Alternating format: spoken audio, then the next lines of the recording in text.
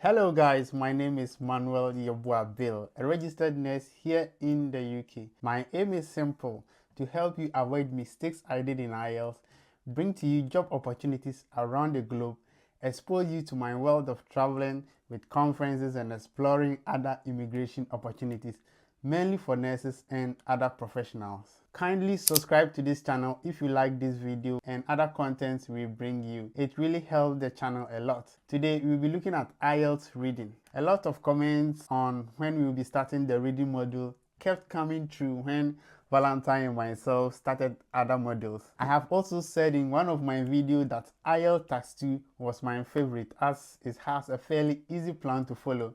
And having written the IELTS 8 times, I wrote 7 times whilst I was in Ghana, and I recently wrote another one in London. And it's only in the reading module that I was able to get a band score of 8.5 and 9.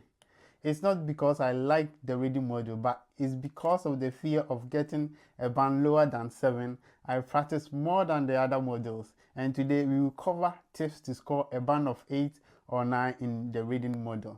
I'll also leave a link to download my favorite reading practice book, which is IELTS 101, in the description. Now, let's dive into it.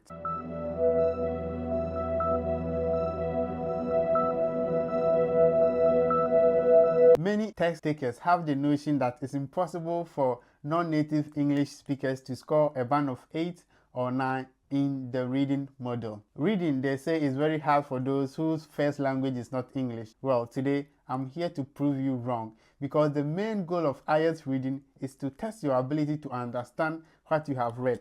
And interestingly, most natives will fail woefully without any practice. Yeah, if you give any reading passage to any native English person without any practice, they will definitely fail. But the reading module also tests your guessing skills. So even if you don't know some words, it's okay. You can guess the meaning and you can still get a band of 8 or 9. And ridiculously, most of the test takers lose marks not because of lack of knowledge, but because of making very simple mistakes. That is why in this video I have covered 13 IELTS reading tips that will really help you to get a score that is very high in IELTS reading module. Now let's look at the first tip. So the first tip is to read the instructions carefully. If you don't follow the instructions exactly as they are written, especially regarding how you are supposed to write your answers, an answer may be marked wrong, even if the information you have given is correct. So this cuts across in every exam. You have an instruction to follow in every exam on how you have to provide your answer.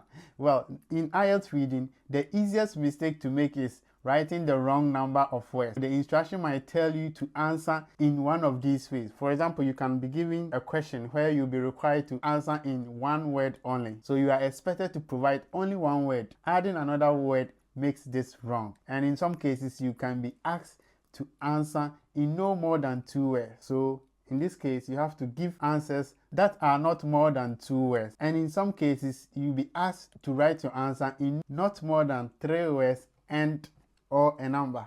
Well, I will not explain this. If you really understand this part, leave a comment and explain your answer. So if you answer with an incorrect number of words, you won't get the mark, and they are very strict about it. So for example, if you are asked to give a 1-word answer, which is box, and you write a box, you will score nothing for this, because you are required to write only 1 word, but you added a, which makes it 2 words. So you are going to get this wrong.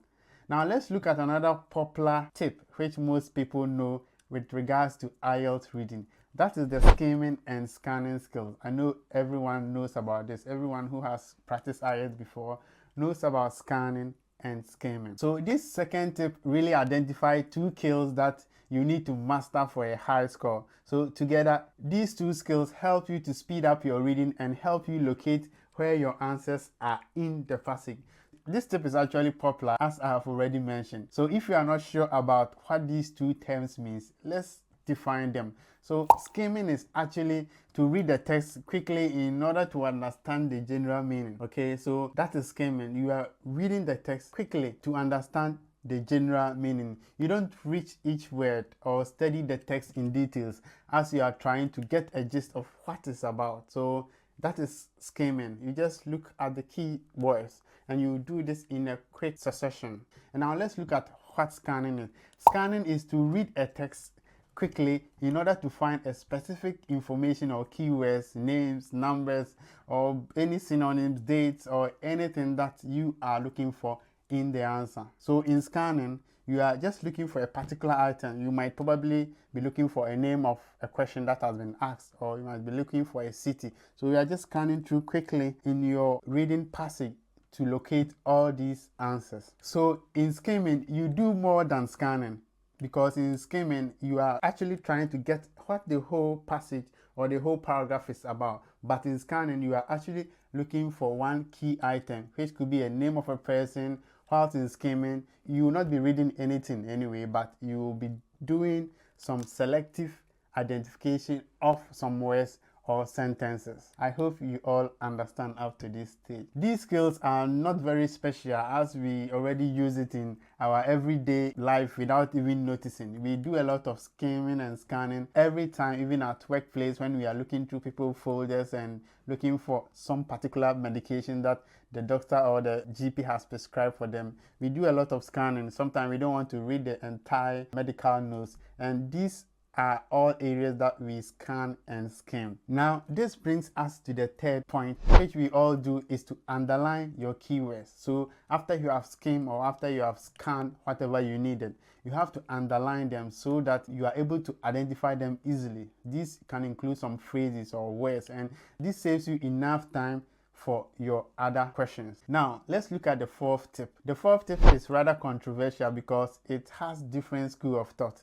That is to read the text first or to read your answer first. Which one do you go for? Well, you have to choose your own technique because it may sound strange at first, but there is no definite advice on which techniques that best fit. You should choose it yourself. You have to keep on practicing, and after you have practiced both of these methods and you find the one easy for you, then you stick to that one, because some candidates prefer to read the text first and only then answer the question. But some say it's better to do the other way around. So you have to practice a lot of IELTS reading samples to determine which technique best fits you. And I'm always asked which one I prefer. Well, I always say that I prefer to read the questions before I read the text. By so doing, I notice some specific words in like names, numbers, dates that I'll be looking for. So when I start the exams, I quickly go to the question section, look at the first question, and try to see what I'll be looking for whilst I start scanning or skimming the passage. So that is my plan. I quickly go to the question section, look at what I'll be expected to present. Then when I start reading or skimming, I'll be able to know which ones I have to underline and so on. But this is up to you. Everyone has to do which one best fits for them. But for me, this helps me to locate the relevant information again when searching for the answer. Because if you read the question, it will give you some clue on what to look out for, as I've already said earlier. Now let's look at another tip, which is about concentrating or sticking or paying much attention to your topic sentence. A topic sentence is the first line of every paragraph, and it introduces the main idea of what the whole paragraph is about. So if you read just the topic sentence, it should give you a fair idea of what the whole article is about. And also the concluding sentence also summarizes the whole paragraph. So the concluding sentence is the last sentence in each paragraph.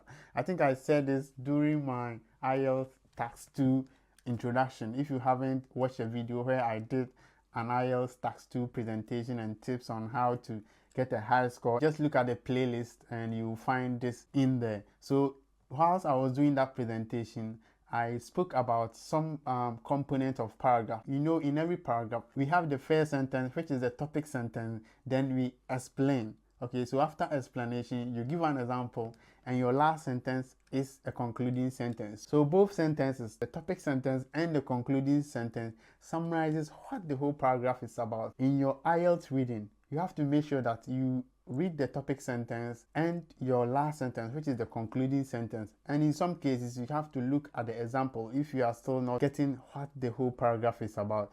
This is particularly useful when you are doing a matching heading question, because in questions where you have to match a heading, you have to make sure that you use these techniques, because it's going to help you to fish out your answers much more quickly without reading the whole passage or the whole text as a whole, saving you valuable time. Now this brings us to the sixth point, which is practicing guessing meaning from the context. So you are not going to understand every word in the text or every word that you see in the passage. So if you come across words that you don't understand, don't panic, keep on reading. If you panic, it's going to just impair your ability to understand or think. So just keep on reading, look at the sentence that precedes those words and look at the sentence that are formed after these words, and these are all going to give you a fair idea of what this word means. So in some cases you have to make educated guess.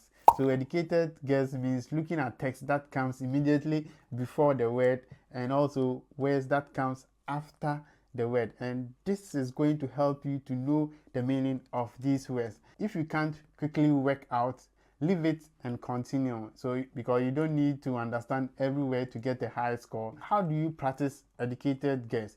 So you have to do this in your general practice. You don't have to take a dictionary to look up a new word when you are practicing the IELTS reading model. You don't have to use dictionaries or to Google meanings of words, because on the exam day you are not going to have that legacy of going online to search for a meaning of a word. Make sure that whilst you are practicing, you also do this educated guess, and this is going to help you. So many of the questions that you face are quite straightforward, and until you come to search for a word where you can't find a meaning. But you also have to know that there are some words, instead of the same words appearing, IELTS will use synonyms and paraphrases in the question to confuse you. So don't be looking out for the exact words, also look out for paraphrasing and synonyms. All right, now this brings us to the eighth tip. So the eighth tip I say is to cross out the wrong answers, because sometimes you see an answer and you say, oh, this answer is definitely wrong. So you have to cross them out, and it will be left with a few answers where you have to look out for to confirm whether it is true or not.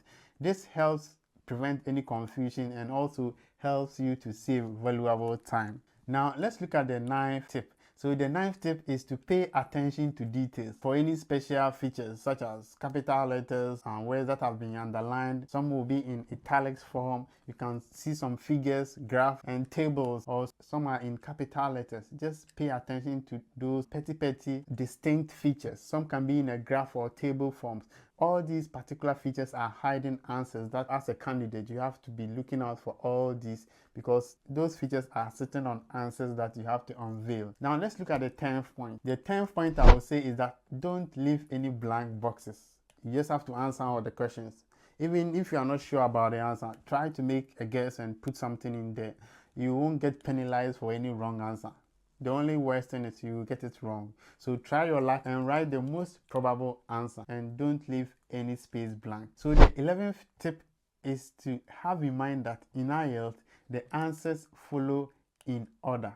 Let me explain this in a different way. The questions follow the order in the text in most cases. So the answer to question 5 will come after the answer to question 4. So if I find question 4 answer on the third line, the answer to question 5 will be below the third line. It will not be above. So you just have to have that in mind. You don't find the answer to question 5 in paragraph 5 and try to find the answer of question 7 on paragraph 2. Hardly will you encounter such situations. So you have to have in mind that the questions and answers follow in a particular order. Now let's look at the 12th point, or the 12th tip. So the 12th tip is just for us to watch our time. Let's not forget that we have only 60 minutes to read 3 texts and also 40 questions to answer, and you will not get any additional time for filling your answers. So make sure that you manage your time properly, unlike the listening where at the end of the test we get some time to transfer our answers. In the reading session you are not going to get that leisure, or you are not going to have that time of transferring your answers. You write your answers as you see them. So let's have in mind that this is not going to happen. So in reading, the questions get difficult as you move from section to section. The questions in session 1 will be easier than the questions in session 2 and session 3. Let's have this in mind, that and try to spend at least 13 to 17 minutes on section 1 so that we can have extra time for section 3. Now this brings us to the final and 13th tip. So the final tip is just to check our spelling and grammar and also write in capital letters. This tip actually shouldn't need mentioning, but it does, because most answers will come directly from the text and it will be silly on our part to get these answers wrong or spell them wrong. And yet, can you believe that most of us, including myself, we do it? So if your answer is spelled wrong, you are going to mark wrong. So you have to make sure that you look at your answer from the passage. If you are not sure, even if you are sure, just look into the passage and copy them onto your answer sheet. And also endeavor to write in capital letters as it is more legible. Alright, thanks for tuning in, everyone. I hope these tips help you to ace your IELTS reading section. If you found this video useful, just give us a thumbs up and also share this video with your friends. Don't be selfish, share it with them and ask them to subscribe to the channel if they haven't. And also don't forget to hit the notification bell so you don't miss an update. And also check our IELTS playlist, navigate through and look at the other videos on IELTS that we've made purposely for you to ace your IELTS exam. Feel free to leave your questions or topics you want me to cover in the comment section below. In the next IELTS video, we look at some individual questions in IELTS reading. We might probably look at how to answer true, false, or not giving questions, or yes, no, not giving questions. I'll also leave a link in the description to download my reading practice book, which is IELTS 101, where I got one of the practiced questions. I got one questions in that book on my actual exam day. You can imagine how happy I was. You can also download this book, print them out, and try your hands on all of the readings. And mind you, if you keep trying, you are going to get better. There is no one who kept trying and didn't have an improvement in their marks. Now, good luck with your studies, and I'll see you in the next video. Bye.